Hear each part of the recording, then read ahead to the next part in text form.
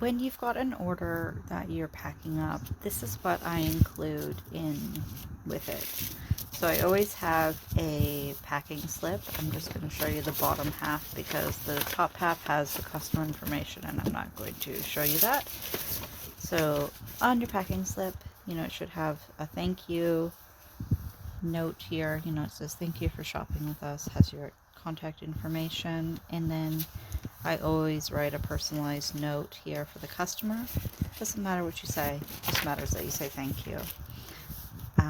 Next thing that I do, you can add business cards. I like to add these little thank you cards here. It just says, tag me on social media with your product and use hashtag #6spice for a chance to be featured. Thank you for supporting my small business. Every order means the world to me. Then you just put, like your handle at #6spice and your website.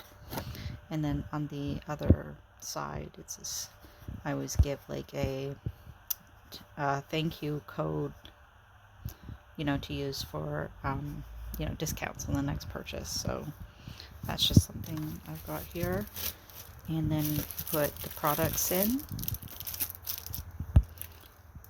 And then I always add a little sample wax melt. So if it's a candle order, I would add like a little candle sample, but this, something in relation to what you do.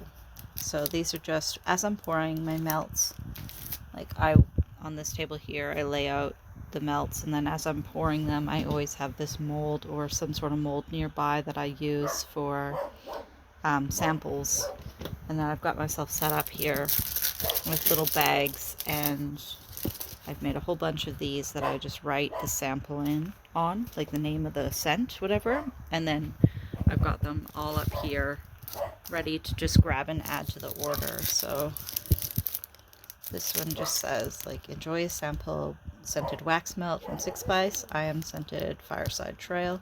So, when you just put I am scented and then you leave a spot for you to write neatly what the scent is, it saves yourself so much work, just that extra step you don't have to do.